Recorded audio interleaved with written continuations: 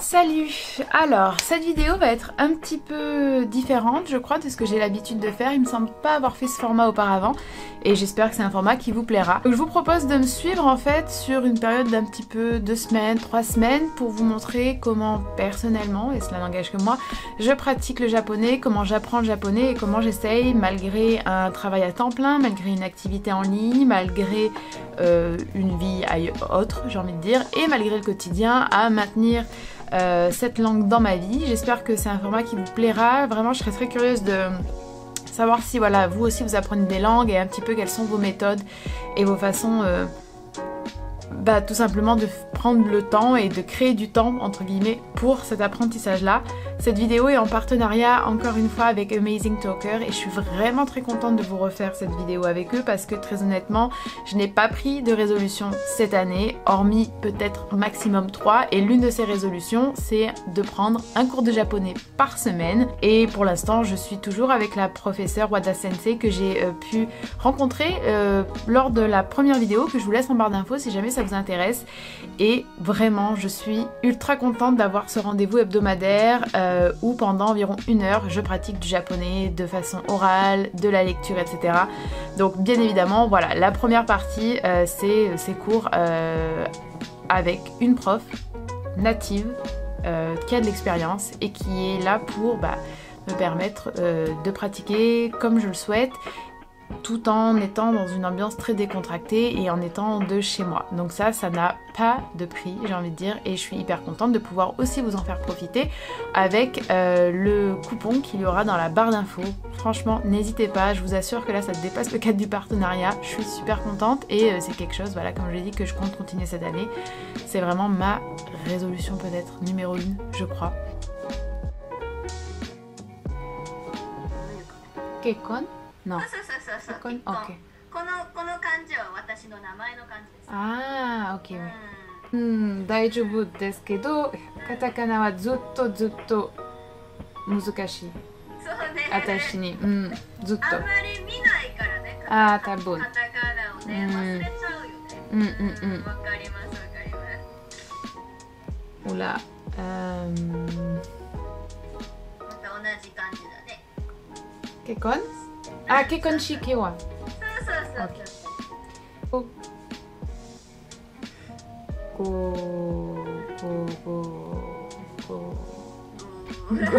Gogatsu? Ok, Gogatsu desu. Mura? Non. Mori? Non. Ok. Ah, yorokonde. Ah, ok. Demo, yorokonde wa kanji deよく書きますか？そうですね。よく漢字で書く。こういう感じですね。Ok. Ah, ok, oui, oui, oui. Ah oui, ok, j'ai entendu, tu vas te marier. C'est ça? Ok. Ok. Donc, Norika-san, Brésilien to kekkon shimasu.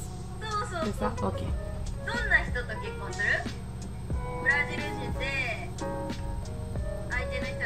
Yasashihito.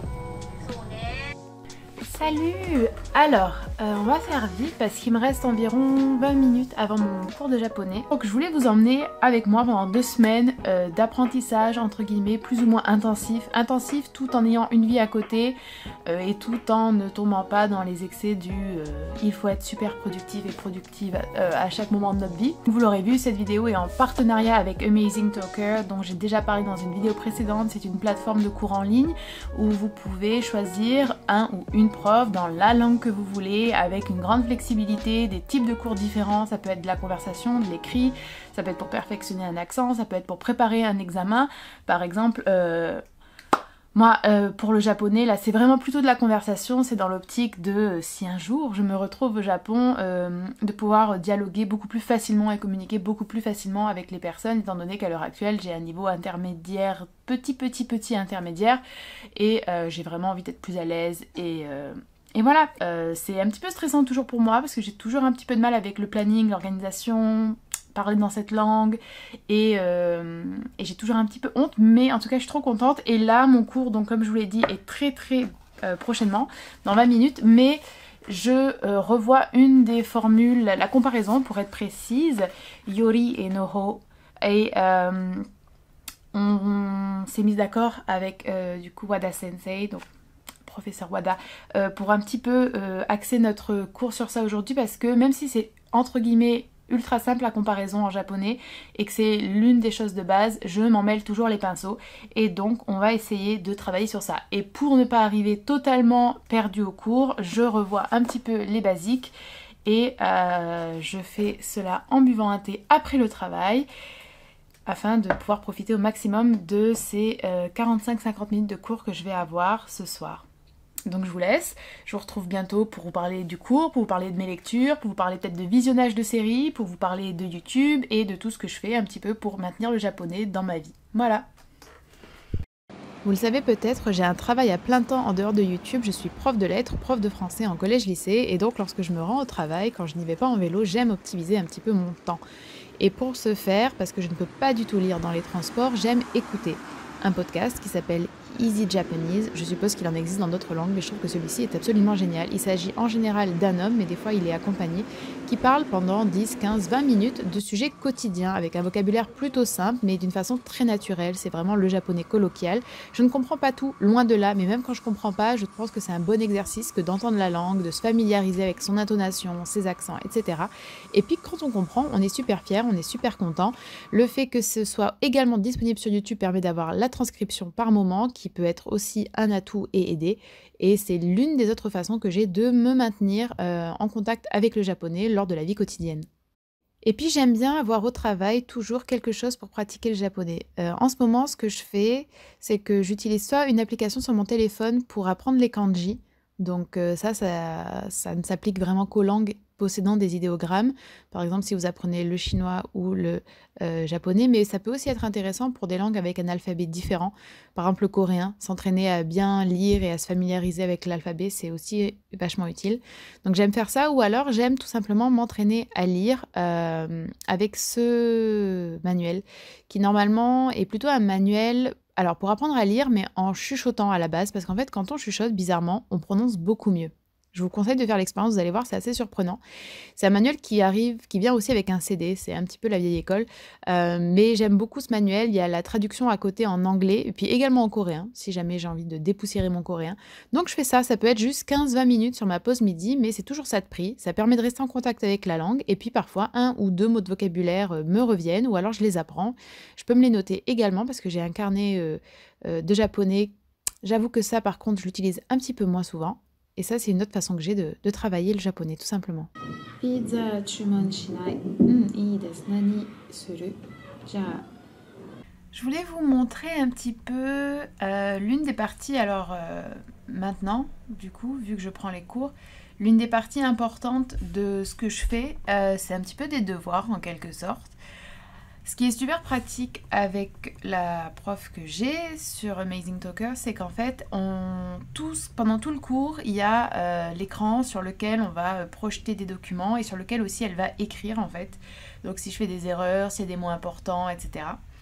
Et après, tout ça est sauvegardé et moi, je peux y avoir accès via ce Padlet, ce qui est vraiment juste génial. Et du coup, j'ai quelques... Alors, c'est pas vraiment des devoirs, mais parfois, j'ai un petit peu comme des devoirs, on va dire. Donc par exemple, vous voyez ici, ça c'est ce que j'avais à faire pour le cours précédent. Donc je devais réfléchir à ce sujet-là pour faire un petit peu comme un jeu de rôle. Donc là, vous voyez, si vous commencez totalement le japonais par exemple, ou une langue, forcément, vous n'allez pas forcément avoir ça. Mais ça, c'était une des choses que j'avais à faire par exemple la dernière fois. Donc tout ça, vous voyez, c'est le vocabulaire. Donc c'est vraiment super cool, enfin moi je trouve ça absolument génial. En tant que prof, je trouve que c'est hyper inspirant et c'est aussi beaucoup de travail. Là par exemple, vous voyez le texte qui est entouré ici, c'est le texte que je dois lire pour mon prochain cours et sur lequel on va échanger et on va travailler dessus. Donc là, à première vue, je pense qu'il y a des kanji que je ne connais pas. Donc la raison pour laquelle c'est bien que je puisse le travailler en amont, c'est que je me sentirai 1 plus à l'aise et 2 on pourra aussi se concentrer sur des choses entre guillemets plus intéressantes que juste la traduction des kanji. Pour vous donner une idée, bon je lis très mal hein, mais je peux essayer de vous le lire un petit peu.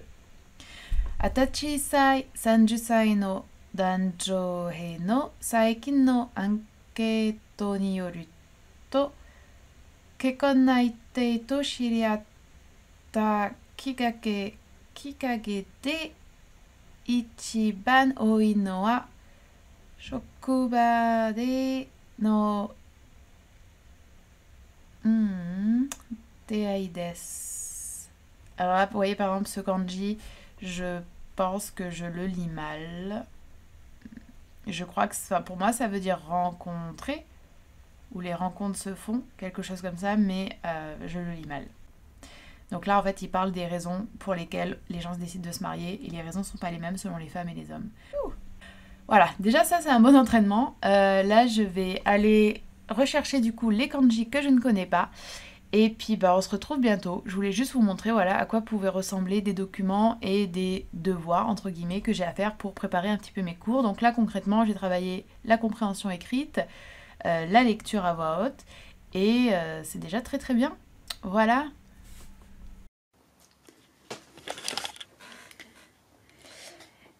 On se retrouve en fin de semaine. Je voulais filmer un petit peu davantage mais j'ai été très occupée et puis j'ai envie aussi que cette vidéo soit réaliste. Donc voilà, c'est ce que j'ai fait cette semaine. J'ai eu un cours de japonais, je l'ai préparé, puis j'ai fait mes devoirs, puis j'ai écouté des podcasts, puis j'ai occupé un petit peu mon temps libre en lisant des textes, en m'occupant du vocabulaire.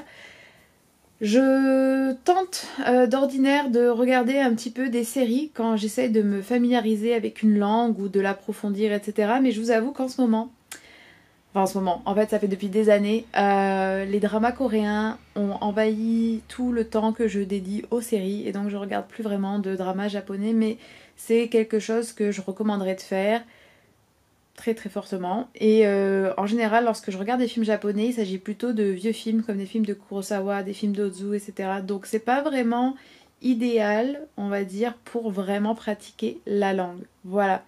J'aurais pu vous parler aussi des manuels mais je me dis qu'on pourrait peut-être en parler dans une autre vidéo parce que pour être tout à fait honnête, depuis que je prends des cours et depuis que je suis beaucoup plus que j'utilise en tout cas beaucoup plus internet pour mon apprentissage, les manuels sont un petit peu moins présents et j'en ai beaucoup par contre, j'en ai vraiment beaucoup et je les utilise toujours quand j'ai besoin de chercher, on va dire, un petit peu plus de discipline, de rigueur ou quand j'ai besoin de chercher par exemple une règle de grammaire, etc. Mais j'avoue que je les utilise plus en fait de manière très régulière donc je les ai pas inclus dans cette vidéo. Voilà.